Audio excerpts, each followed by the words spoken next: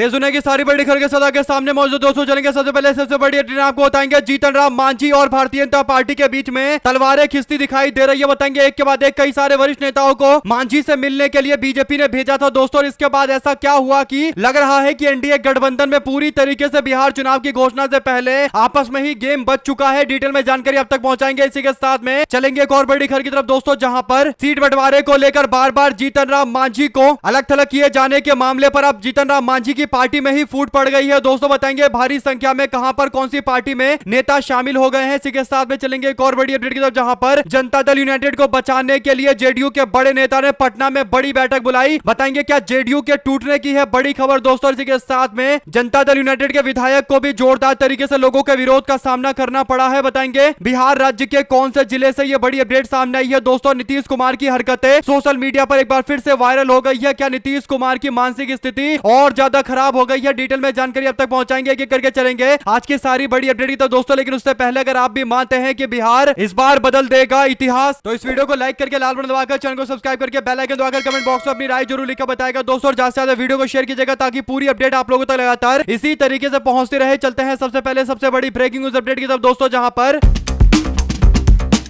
जीतन राम मांझी को बार बार बीजेपी के द्वारा एनडीए गठबंधन के अंदर अलग थलग किए जाने के मामले को लेकर दोस्तों और कुछ एक सीटों पर निपटाने के तैयारी को लेकर मांझी जबरदस्त तरीके से नाराज है दोस्तों। नाराजगी इतनी ज्यादा बढ़ गई कि भारतीय जनता पार्टी को अपने चुनाव प्रभारी धर्मेंद्र प्रधान, साथ में सम्राट चौधरी और विनोद तावड़े को जीतन राम मांझी के घर भेजना पड़ा दोस्तों। बता दें कि बीते दिन तीनों के तीनों नेता जीतन राम मांझी से मुलाकात करने के लिए उनके आवास पर पहुंचे और ये मुलाकात सीट बंटवारे को लेकर हो रही थी दोस्तों। तो लोग उम्मीद कर रहे थे काफी लंबी बातचीत होगी, लेकिन बाद में पता चला कि ये मुलाकात केवल 15 मिनट हुई है दोस्तों। सोचिए तीन बड़े वरिष्ठ नेता जीतन राम मांझी से मुलाकात करने के लिए गए, उनके घर पर बैठे भी नहीं कि तुरंत उठकर उनको जाना पड़ा, यानी केवल 15 मिनट तक उनकी बैठक हो पाई। यानी टोटल वो 15 मिनट ही जीतन राम मांझी के घर पर रहे हैं। सीट बंटवारे जैसे अहम मुद्दे को लेकर 15 मिनट भी चर्चा नहीं हो पाई। इससे पता चलता है कि भारतीय जनता पार्टी से जीतन राम मांझी कितने ज्यादा नाराज है दोस्तों। मांझी ने साफ शब्दों में बोल दिया है कि अगर उनको 15 से 20 सीटें चुनाव लड़ने के लिए नहीं दी जाएगी तो फिर वो 100 सीटों पर चुनावी मैदान में उतरेंगे। जीतन राम मांझी ने कहा था कि हिंदुस्तान अवाम मोर्चा का लक्ष्य है 2025 तक राज्य पार्टी बनने का, इसलिए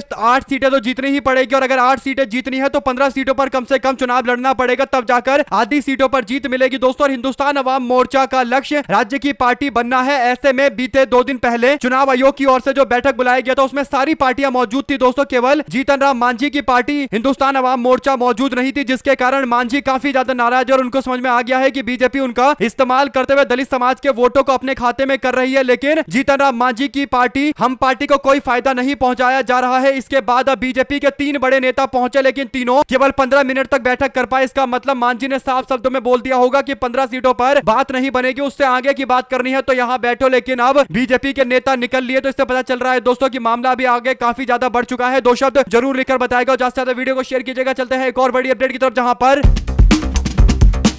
मांझी की पार्टी का इतना बुरा हाल है दोस्तों कि भारतीय जनता पार्टी और एनडीए गठबंधन में सीट बंटवारे को लेकर उनकी एक नहीं चल रही है। तमाम दबाव बनाने के बावजूद उनको केवल 5-6 सीटों पर निपटाने की कोशिश की जा रही है। ऐसे में जीतन राम मांझी के पार्टी के 1-2 नहीं बल्कि दर्जनों नेता ने पार्टी से इस्तीफा दिया है दोस्तों। जीतन राम मांझी के पार्टी के SC/ST प्रकोष्ठ के राष्ट्रीय अध्यक्ष राजेश्वर मांझी ने पार्टी से इस्तीफा दे दिया है। राष्ट्रीय महासचिव डॉक्टर शशि यादव ने, प्रदेश के महासचिव लक्ष्मण मांझी ने और प्रदेश के सचिव राकेश कुमार सिंह के साथ साथ प्रदेश युवा सचिव सुनील चंद्रवंशी और जिला परिषद के सदस्य पार्वती देवी के साथ साथ ज्ञानेश मांझी ने जनसुराज पार्टी को ज्वाइन करते हुए जीतन राम मांझी पर निशाना साधते हुए कहा कि उनकी पार्टी में केवल उनके परिवार के लोगों की चलती है और पार्टी का कोई भविष्य नहीं है। डॉक्टर शशि यादव ने कहा कि बिहार इस बार बदलाव करके रहेगा। कुल मिलाकर दोस्तों मांझी के पार्टी के नेता भी अब उनके साथ में नहीं टिक रहे, क्योंकि सबको पता है कि सीट बंटवारे में जीतन राम मांझी अपनी बात नहीं मनवा पा रहे हैं। हालांकि मांझी धमकियां दे रहे हैं, जिसके कारण बीजेपी के साथ में तनातनी लगातार जारी है। जो भी जानकारी इससे जुड़ी आती रहेगी लगातार अपडेट आप तक पहुंचाते रहेंगे। चलते हैं एक और बड़ी खबर की तरफ दोस्तों, जहां पर बीते दिन बिहार में नीतीश कुमार की पार्टी में सेंधमारी करने के लिए एक हाई प्रोफाइल बैठक बुलाई गई दोस्तों। जनता दल यूनाइटेड पार्टी बचाओ अभियान की शुरुआत कर दी गई, जिसमें पिछड़ों दलितों ने ठाना है जनता दल यूनाइटेड को अवैध कब्जे से मुक्त कराना है और इसका नेतृत्व जनता दल यूनाइटेड के संजय पटेल उर्फ पप्पू सिंह जसवार कर रहे थे दोस्तों। उन्होंने पटना के अंदर सभा बुलाई थी, दरोगा राय पथ पर यह यात्रा हुई थी दोस्तों और ये लोग जनता दल यूनाइटेड को उन लोगों के चंगुल से बाहर निकालने में जुट गए हैं दोस्तों, जिन लोगों का जेडीयू से कोई लेना देना नहीं था। लेकिन अब नीतीश कुमार का स्वास्थ्य खराब होते ही जनता दल यूनाइटेड पर कब्जा करने लगे हैं दोस्तों। 2 शब्द जरूर लिखकर बताएगा इस पूरे मामले पर। चलते हैं एक और बड़ी अपडेट की तरफ दोस्तों, जहां पर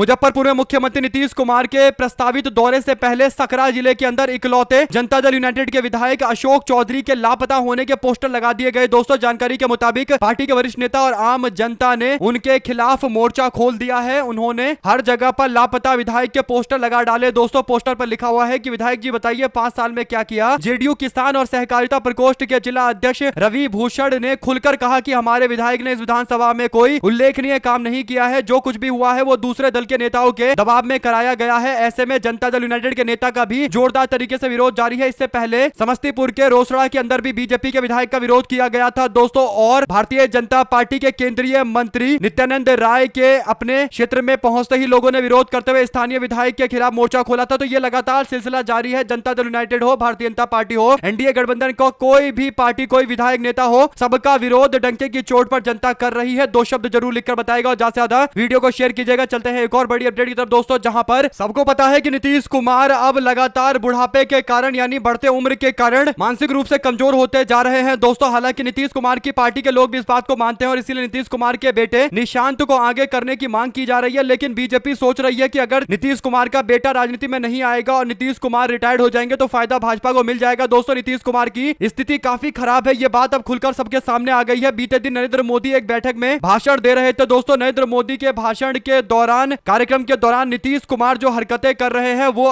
काफी ज्यादा अजीबोगरीब हरकतें हैं दोस्तों। नरेंद्र मोदी के भाषण का जवाब देते हुए जब डिप्टी सीएम सम्राट चौधरी कुछ भाषण पढ़ रहे हैं तो उनके बगल में बैठे नीतीश कुमार बार बार नीतीश कुमार नरेंद्र मोदी को देखते हुए हाथ ऊपर की ओर उठा रहे हैं दोस्तों। ऐसा लग रहा है कि नीतीश कुमार को समझ में नहीं आ रहा कि वो कहां बैठे हुए हैं। न जाने कैसे कैसे इशारे कर रहे थे दोस्तों। बार बार भूल जा रहे थे कि उन्होंने मोदी को प्रणाम कर लिया। फिर से प्रणाम करने के लिए 2 बार 3 बार 4 बार 5 बार हाथ उठा रहे थे और नरेंद्र मोदी गौर से इसी बात को देख रहे थे दोस्तों। यानी खुलकर यह बात सामने आ चुकी है कि नीतीश कुमार की मानसिक स्थिति खराब है। इसके बावजूद भाजपा के लोग इस मामले पर चिंता जताने की जगह नीतीश कुमार का चेहरा इस्तेमाल कर रहे हैं। लोकसभा चुनाव में मिल रही 2024 में मिली हार के बाद दोस्तों कोशिश कर रहे हैं कि बिहार में नीतीश के नाम पर चुनाव जीत जाए और फिर अपने नेता को बिहार का मुख्यमंत्री बना दिया जाए। अगर आप भी मानते हैं कि ये पूरी तरीके से एक बड़ी साजिश चल रही है और बिहार के लोगों को इस बात पर ध्यान रखना चाहिए तो अपनी राय जरूर लिख के बताएगा दोस्तों। और 2 शब्द जरूर लिख के बताएगा इस पूरे मामले पर। चलते हैं एक और बड़ी अपडेट की तरफ, जहां पर देश में लगातार दलित समाज के लोगों के खिलाफ हो रहे अन्याय के मुद्दे पर अगर कोई नेता खुलकर बोलता है दोस्तों तो वो राहुल गांधी है। ऐसे में राहुल गांधी के संसदीय क्षेत्र के अंदर दोस्तों एक ऐसी हरकत की गई है और एक ऐसी हत्या की गई है दोस्तों जिस मामले को लेकर लोगों में जबरदस्त तरीके का आक्रोश देखने को मिल रहा है। आपको बता दें कि दलित समाज के ऊपर भाजपा सरकार में खासकर उत्तर प्रदेश के अंदर सबसे ज्यादा अपराध के मामले सामने आते हैं दोस्तों। आपको बता दें कि 2023 को लेकर जो एनसीआरबी की रिपोर्ट आई है उससे पता चला है कि उत्तर प्रदेश में 15,130 अपराध हुए हैं दलित समाज के लोगों को लेकर। यानी दूसरे नंबर पर राजस्थान है दोस्तों जहां पर तकरीबन 8,449 अपराध एक साल में एनसीआरबी ने रिपोर्ट किया है। लेकिन उससे 2 गुना के लगभग उत्तर प्रदेश के अंदर अपराध हो रहा है दोस्तों। सोचिए उत्तर प्रदेश में देश में सबसे ज्यादा दलित समाज के लोगों की प्रताड़ना उनके प्रति अपराध हो रही है और ये रिपोर्ट किसी विदेशी एजेंसी ने नहीं बल्कि नरेंद्र मोदी सरकार एनसीआरबी ने दिया है दोस्तों। ऐसे में राहुल गांधी के संसदीय क्षेत्र रायबरेली के अंदर चोरी के शक में एक दलित युवक हरिओम की जान ले ली गई दोस्तों। आपको बता दें कि भीड़ बनाकर पीटा गया दोस्तों और दलित समाज से आने वाले हरिओम राहुल गांधी का नाम लेते रहे यानी राहुल गांधी बचाओ बचाओ कर रहे थे दोस्तों क्योंकि उन्हें पता था कि राहुल गांधी ही दलित समाज के लोगों के न्याय की बातें करते हैं दोस्तों। और इसी उम्मीद में उन्होंने राहुल गांधी का नाम लिया कि उन्हें कोई बचाएगा। लेकिन वहां पर खड़े सारे हत्यारों ने राहुल गांधी का नाम सुनने के साथ ही बोला कि यहाँ सब बाबा वाले हैं। यानी दोस्तों उत्तर प्रदेश में योगी आदित्यनाथ सरकार में इतना ज्यादा दलित समाज के प्रति अपराध बढ़ चुका है दोस्तों कि अब एनसीआरबी के आंकड़े भी सच्चाई साबित कर रहे हैं और लगातार जो मामले सामने आ रहे हैं दोस्तों उससे भी वास्तविकता सबको पता चल रही है। ऐसे में अगर आप भी मानते हैं कि ये जो मामला सामने आया है जहां पर सरेआम एक दलित समाज के व्यक्ति की जान ले ली गई दोस्तों चोरी के आरोप लगाकर और खुलेआम बोला जा रहा है कि यहाँ सब बाबा वाले हैं, इससे पता चलता है कि कैसे इन लोगों के इन अपराधियों के हत्यारों के हौसले बढ़े पड़े हैं दोस्तों। ऐसे मामले को लेकर कांग्रेस पार्टी समेत तमाम पार्टियों ने नाराजगी जताते हुए विरोध का ऐलान किया है। जो भी जानकारी इससे जुड़ी आती रहेगी आप तक लगातार पहुंचाएंगे। अगर आप भी न्याय की मांग करते हैं दोस्तों तो कमेंट बॉक्स में अपनी राय जरूर लिखकर बताइएगा दोस्तों। चलते हैं एक और बड़ी अपडेट की तरफ जिसमें बरेली घटना की जांच के लिए 7 अक्टूबर को बरेली जाएगा आम आदमी पार्टी का 16 सदस्यीय प्रतिनिधिमंडल में प्रदेश के सह प्रभारी दिलीप पांडे, पश्चिमी प्रांत के अध्यक्ष सोमेंद्र ढाका और रुहेलखंड प्रांत के अध्यक्ष मोहम्मद हैदर और बौद्ध प्रांत के अध्यक्ष इमरान लतीफ के साथ साथ रुहेलखंड प्रांत के प्रभारी नदीम अशरफ जायसी और अयोध्या प्रांत के प्रभारी सरबजीत सिंह मक्कड़ और महिला विंग की अध्यक्ष नीलम यादव मौजूद रहेंगे। दोस्तों इसके साथ में और भी कई सारे नेताओं के शामिल होने की जानकारी आप देखते हैं। क्या फिर से योगी आदित्यनाथ की सरकार के द्वारा हाउस अरेस्ट करके इन लोगों को भी बरेली नहीं जाने दिया जाएगा, क्योंकि कांग्रेस के नेताओं को पहले रोका गया, फिर समाजवादी पार्टी के वरिष्ठ नेताओं को घर में ही बंदी बना लिया गया दोस्तों और मिलने नहीं जाने दिया गया। यानी खुलेआम लोकतंत्र का हनन, लोकतंत्र के जो अधिकार है, लोकतांत्रिक अधिकार है, उसका पूरी तरीके से हनन हो रहा है। 2 शब्द जरूर लिखकर बताएगा इस मामले को लेकर दोस्तों, ज्यादा से ज्यादा वीडियो को शेयर कीजिएगा। साथ साथ कांग्रेस पार्टी के सहारनपुर के सांसद इमरान मसूद बोले, कहा बरेली में 26 सितंबर को जुम्मे की नमाज के बाद हुए बवाल ने उत्तर प्रदेश की राजनीति को गरमा दिया है। पोस्टर वाले मामले को लेकर हुए लाठीचार्ज पर बोले इमरान मसूद, कहा कावड़ पर जो उत्पात मचाया था उन्हें तो हाथ भी नहीं लगाया, लेकिन पोस्टर लगाने वालों की टांग तोड़ दी गई। ये तो नफरत है, खुलेआम नफरत हो रही है। एक समाज के प्रति मुस्लिम समाज के लोगों को टारगेट करते हुए ये नफरत कर रहे हैं। कुल मिलाकर दोस्तों योगी आदित्यनाथ के बयानों से साफ तौर पर लगता है कि वो खुल्लम खुल्ला मुस्लिम समाज के लोगों को धमकियां दे रहे हैं। 2 शब्द जरूर लिखकर बताएगा इमरान मसूद के बयान को लेकर दोस्तों, और ज्यादा से ज्यादा वीडियो को शेयर कीजिएगा। चलते हैं एक और बड़ी अपडेट की तरफ, जहां पर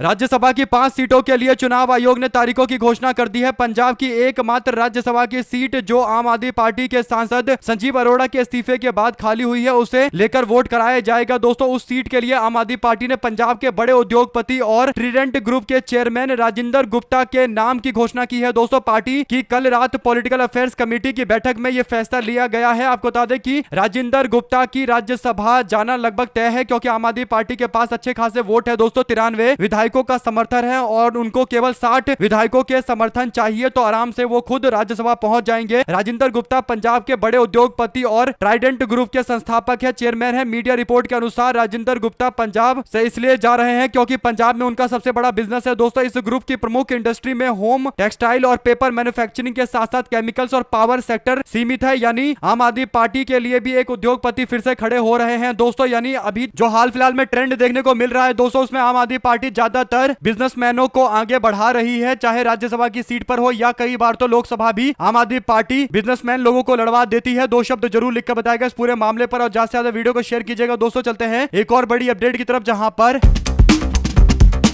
मुख्य चुनाव आयुक्त ज्ञानेश कुमार ने रविवार को जानकारी दी कि बिहार में 22 नवंबर को विधानसभा चुनाव संपन्न होंगे। सीईसी ज्ञानेश कुमार ने बताया कि 22 नवंबर तक बिहार विधानसभा का कार्यकाल खत्म हो रहा है। इसके पहले ही राज्य में चुनाव संपन्न कराए जाएंगे। पटना में प्रेस कॉन्फ्रेंस के दौरान सीईसी ज्ञानेश कुमार ने बताया कि बिहार में 243 विधानसभा के सीट हैं, क्षेत्र हैं। इनमें 2 सीट एसटी और 38 सीटें एससी वर्ग के लिए आरक्षित है। उन्होंने बताया कि पूरी चुनाव आयोग की टीम 2 दिनों से बिहार में है। सबसे पहले चुनाव आयोग ने बिहार की सभी मान्यता प्राप्त राजनीतिक दलों के साथ बैठक की। इसके अलावा बिहार के सभी जिलाधिकारी, एसपी, एसएसपी, आईजी और डीआईजी, कमिश्नर और सभी प्रवर्तन एजेंसियों के प्रमुखों, नोडल एजेंसियों के लोगों और तमाम नेताओं के साथ भी बैठक किया दोस्तों। इस दौरान ज्ञानेश कुमार ने कहा कि बिहार में शुरू होने वाले कुछ ही दिनों के चुनाव प्रोग्राम को लेकर जमकर ट्रेनिंग कराई गई है। सभी लोगों को पहली बार अच्छे से ट्रेनिंग दी गई है। बूथ लेवल के अफसरों की भी ट्रेनिंग करवाई गई है। 700 बूथ लेवल के अफसर और सुपरवाइजर की ट्रेनिंग इसमें शामिल है। यानी वो चुनाव निष्पक्ष तरीके से कराने का दावा कर रहे हैं, लेकिन जब अब चुनाव खत्म होगा और उसके बाद सब कुछ सही तरीके से होगा, तभी माना जाएगा कि जो वो बोल रहे थे उस बात पर खड़े उतरे हैं। वरना सवाल तो एक एक चुनाव में इतने सारे उठते हैं कि चुनाव आयोग के पास कोई जवाब ही नहीं है। 2 शब्द जरूर लिखिएगा दोस्तों। चलते हैं एक और अपडेट की तरफ, जिसमें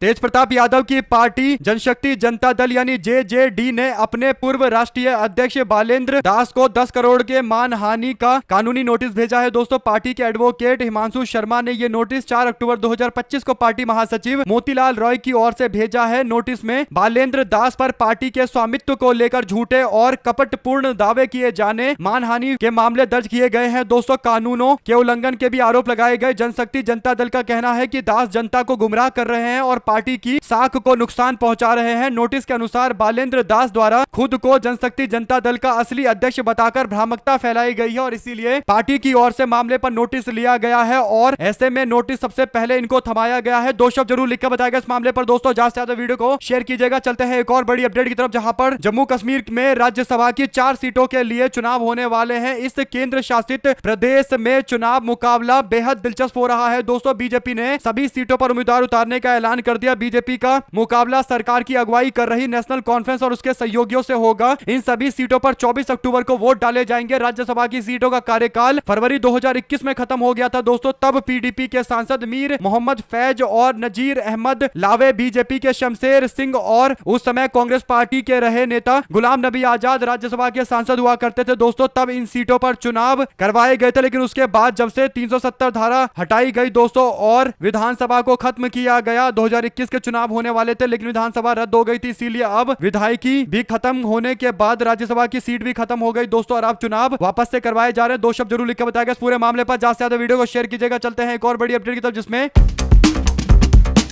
आगरा के अंदर अखिल भारतीय हिंदू महासभा के पोस्टर में राहुल गांधी को रावण के तरीके से प्रतीक चिन्ह का इस्तेमाल करके दर्शाया गया है दोस्तों। पोस्टर में लिखा है कि रावण रूपी राहुल अपने अंदर छुपे रावण को मारे, यानी राहुल गांधी का खुलेआम अपमान किया गया है दोस्तों। लेकिन हिम्मत हो तो एक भी प्रशासन का व्यक्ति यहां पर आकर इस पोस्टर को हटवा दे। ये चैलेंज सभी लोग दे रहे हैं, लेकिन सबको पता है कि प्रशासन इस पर कोई एक्शन नहीं लेगा। लेकिन इसके उल्टा अगर योगी और मोदी पर ऐसा कोई पोस्टर जारी कर दिया जाए तो तुरंत पोस्टर को हटा दिया जाएगा और प्रशासन के लोग उस व्यक्ति को भी गिरफ्तार कर लेंगे जिसने ऐसा किया है। तो इससे ही समझ में आता है दोस्तों कि विपक्ष के नेता राहुल गांधी को लेकर चाहे गाली दे दे, चाहे राहुल गांधी के ऊपर अटैक करने की कोशिश करे, चाहे राहुल गांधी पर मुकदमे कर दे, ये लोग पूरी तरीके से बच जाते हैं क्योंकि इन्हें पता है कि राहुल गांधी सबसे सॉफ्ट टारगेट है, वो तो कुछ करेंगे नहीं। इसीलिए राहुल गांधी को लेकर इस तरीके की हरकतें की जा रही है। दो शब्द इस मामले को लेकर लिखकर जरूर बताएगा दोस्तों। ज्यादा से ज्यादा वीडियो को शेयर कीजिएगा। चलते हैं एक और बड़ी अपडेट की तरफ, जहां पर बिहार को लेकर बड़ी खबर है दोस्तों। बिहार एनडीए गठबंधन में सीट बंटवारे को लेकर सियासी घमासान शुरू हो चुका है। खबरों के अनुसार एनडीए गठबंधन का बड़ा चेहरा चिराग पासवान 25 से कम सीटों पर मानने को तैयार नहीं है दोस्तों। चिराग पासवान अगर एनडीए से बाहर होकर चुनाव लड़ते हैं तो क्या मुकेश सहनी एनडीए में शामिल होंगे, ये एक और बड़ा सवाल है दोस्तों। सूत्रों के अनुसार उधर जीतन राम मांझी को 7 सीटों का ऑफर दिया गया। खबरों के अनुसार वो भी नाराज चल रहे हैं और ऐसे में चिराग भी नाराज है, जीतन राम मांझी भी नाराज है। नाराजगी हर जगह फैली हुई है। कितनी नाराजगी शांत करवाएंगे, ये सबसे बड़ा सवाल है दोस्तों, क्योंकि घूम फिरकर नाराजगी का कारण यह है कि जनता दल यूनाइटेड और भारतीय जनता पार्टी जैसे तैसे ज्यादा से ज्यादा सीटों पर चुनाव लड़ने की जुगत में लगे पड़े हैं दोस्तों। हालांकि ये लोग इस उम्मीद में बैठे हुए हैं कि इनको ज्यादातर सीटों पर चुनाव लड़ने का मौका मिलेगा, लेकिन जब सामने वाले लोग हैं दोस्तों, वो और ज्यादा कहीं ना कहीं इनको झटका देने के लिए तैयार है। उन्हें पता है कि अगर जीतन राम मांझी और चिराग पासवान अगर अलग चुनाव लड़ेंगे तो जेडीयू और बीजेपी को नुकसान होगा, लेकिन फिर भी कोशिश कर रहे हैं कि दोनों नेताओं को जैसे तैसे कम में समेटा जाए। लेकिन क्या दोनों नेता कम में मानेंगे, ये एक बड़ा सवाल है दोस्तों। अभी तो ऐसा होता हुआ दिखाई देता नहीं है। दो शब्द आप इस मामले को लेकर भी लिखकर जरूर बताएगा। चलते हैं एक और अपडेट की तरफ, जिसमें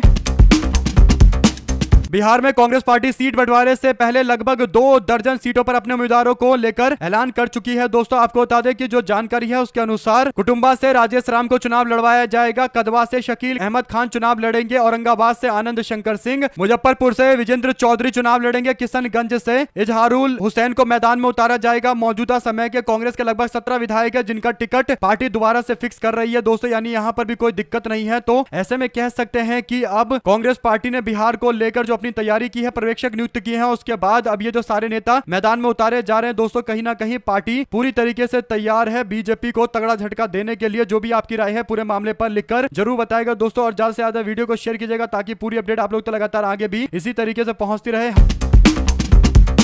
इसी के साथ में चलते हैं एक और अपडेट की तरफ, जहां पर पत्रकार ने पूछा ज्ञानेश कुमार यानी चुनाव आयुक्त से कि बिहार में नेता प्रतिपक्ष ने आरोप लगाए कि एक ही घर से बहुत सारे वोटर के नाम एड्रेस लिखे जाते हैं, उसको सुधारने के लिए क्या उपाय अपनाया जा रहा है। तो ज्ञानेश जी कहते हैं कि जब किसी के पास घर नहीं होता तो आसपास के घर का नंबर दे देते हैं या शून्य लिख देते हैं। शून्य तक तो समझ में आता है, लेकिन दूसरे के घर में किसी को जबरन डालकर उसको उस घर का सदस्य बनाकर उसका वोटर बना देना, ये कौन सा नियम है। और गुजरात भाजपा के प्रदेश महामंत्री ने इंफॉर्मेशन के घर भी नहीं लिखा था और वो क्या था इसका भी जवाब दो। यानी भारतीय जनता पार्टी के एक नेता आकर बिहार में अपनी वोटर आईडी कार्ड बना लेते हैं दोस्तों, जबकि बिहार में उनका एड्रेस भी नहीं है और कहीं ना कहीं उनके घर का भी कुछ नंबर नहीं है, लेकिन गुजरात में तो उनका घर है। इसके बावजूद यहाँ पर उनका वोटर कार्ड बन गया और वोटर कार्ड तो बन गया लेकिन साथ में नंबर भी आप लोग जानते हैं कि 00 डाल दिया जाता है। कुल मिलाकर दोस्तों चुनाव आयोग अभी भी अपनी गलती मानने को तैयार नहीं है कि वो जो सर्वे कर रहे हैं वो काफी ज्यादा दिक्कतों वाला सर्वे है जिसमें 100% कोई भी फुल प्रूफनेस नहीं है दोस्तों। और जमीयत हिमायतुल इस्लाम संगठन ने प्रधानमंत्री को पत्र भेजकर आरएसएस के संस्थापक डॉक्टर हेडगेवार को भारत रत्न देने की मांग की है दोस्तों। यानी मुस्लिम संगठन की ओर से यह डिमांड की गई है तो काफी आश्चर्यजनक स्थिति देखने को मिल रही है। अमूमन मुस्लिम समाज के खिलाफ आरएसएस की विचारधारा मानी जाती है दोस्तों, लेकिन जमीयत की ओर से, जमीयत हिमायतुल्लाह इस्लाम की ओर से यह मांग की गई है जो सहारनपुर का एक संगठन है दोस्तों। आप लोग इस पूरे मामले पर क्या समझते हैं? क्या दबाव में इस तरीके के पत्र लिखवाए जाते हैं? लिखकर जरूर बताएगा और ज्यादा से ज्यादा वीडियो को शेयर कीजिएगा दोस्तों। हमारे साथ लगातार जुड़े रहने के लिए आप सभी दोस्तों, भाइयों, बहनों, मित्रों का बहुत बहुत धन्यवाद। कमेंट बॉक्स में अपनी राय जरूर लिखकर बताइएगा और उम्मीद है दोस्तों कि आप हमारे साथ लगातार इसी तरीके से बने रहेंगे। और आपको बता दें कि आने वाले दिनों के अंदर स्थिति और ज्यादा बिहार चुनाव को लेकर बदलने वाली है दोस्तों। बताएंगे आखिरकार किस तरीके की स्थिति बनी है। हमारे साथ लगातार जुड़े रहने के आप सभी दोस्तों, भाइयों, बहनों, मित्रों का बहुत बहुत धन्यवाद। और अगर आप भी मानते हैं कि राहुल गांधी के संसदीय क्षेत्र रायबरेली के अंदर जिस तरीके से दलित समाज से आने वाले